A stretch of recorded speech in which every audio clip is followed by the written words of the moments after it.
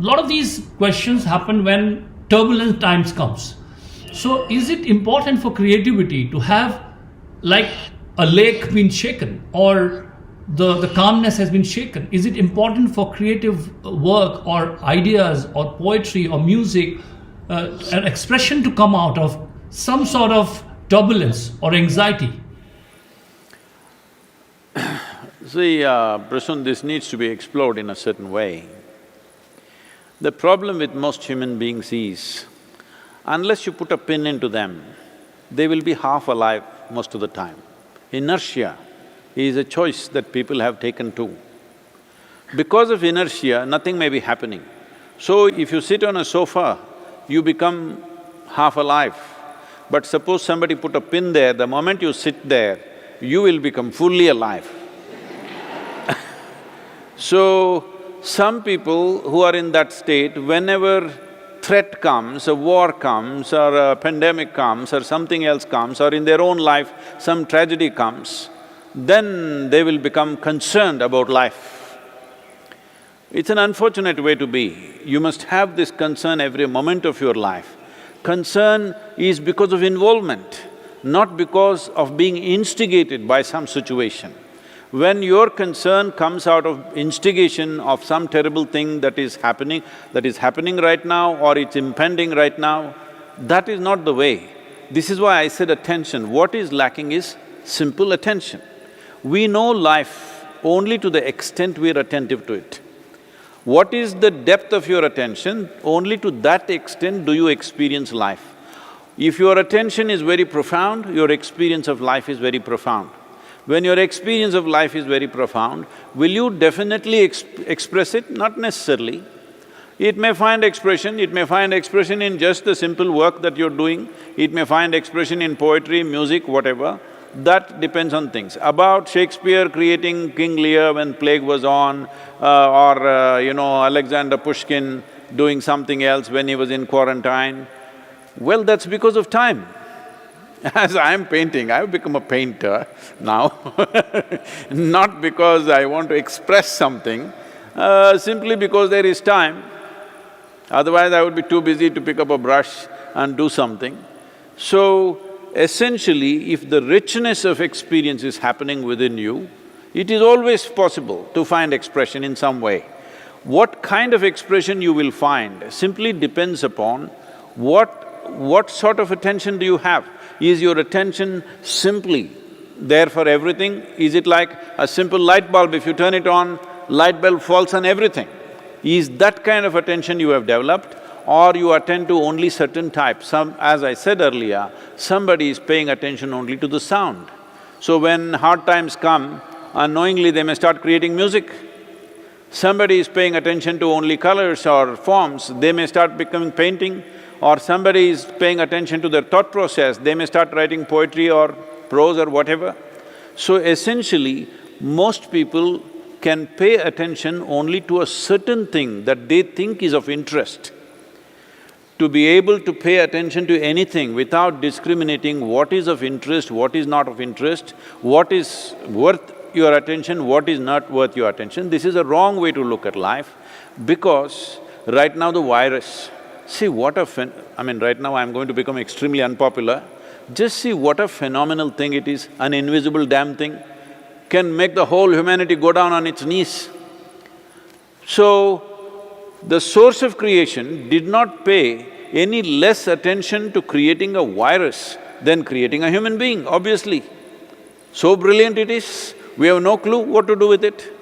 All our science, all our medical science, brilliant people all over the place, we still don't know what the hell to do, simply because virus is outsmarting us completely. So obviously the source of creation did not pay less attention to the virus than it paid to making you. When this is the nature of creation, who are you to decide what is worth paying attention, what is not worth paying attention? Yeah, so Sadhguru, do you think that virus has an equal claim on the life and on this earth, and we are sulking as a humankind far too much, and virus has an equal claim on the earth? Is it something which we should have? We should be looking at with equal right a virus enjoys to live here, or is it? How does one see? Is it an enemy, or is it how does because humanity sees it as an enemy? And what I'm hearing from you is that virus is coexistence with us, and so as everyone, everything, every living being. So, what should be a response to as an enemy or as a co-inhabitor? What is it? See, right now, in this body, if you go by the number, that is the number of cells that you have and the number of bacteria and virus that you have within you, 52% of your body is actually microorganisms. I'm saying your parentage, your genetics and who you are doesn't exist. In majority, if you go for an election, they win straight away even within this body. Yeah. So, anyway, today we have chosen to be democratic. That means they definitely are more significant, not just on the planet, in this body also. If you take a planetary situation, they outnumber us millions of times or trillions of times, there's no question about that. So our existence is impossible without them, but their existence goes on well without us, there's no question about this. They were here before us, they will be here after us. So we came now, do we have to coexist? There is simply no other way. If you do not have enough bacteria and virus in this body, you cannot exist. In fact, many of the scientific studies are now saying the development of mammalian life on this planet was seriously influenced by virus about 100 million years ago, that mammals, which are primitive mammals, developed the ability to generate placenta in the body, which is the main source of being able to bear a full-formed child within the mother's womb. So, virus has been playing significant role in every day of our life. Today we got a virus from another place, that is, they were inhabiting other animals for a long time, forever probably. But now it jumped to us. Why? Maybe there are not enough of those animals, so they're looking for new terrain. So even now, even with this virus, it is only killing those people. Virus has no intention to kill. Virus wants to live and the habitat is you. But it lives with such vigor, we don't have enough vigor to withstand that. So even now, it is killing only those vulnerable sections of population largely, because wherever immune system is not good enough, it's going down. As a generation of people in modern life, the way we are today, living in cities, living in always on paved surfaces, not being connected to the earth, our immune system, if you look at people who lived here 200 years ago, who tilled the land, who were constantly in contact with the soil, to those people and our immune system, I would say safely we are 50% less than what they were in terms of immunity. You will see this right now, all these migrants, these millions of people have gone from Mumbai, Delhi and everywhere, literally from all over the urban centers to villages. But you will see in the villages such a wave of killing will not happen with this virus, because generally people who are working with the soil, their immunity is way higher than the city people. But Sadhguru, this sounds a very ruthless argument of survival to me, because survival of the fittest. And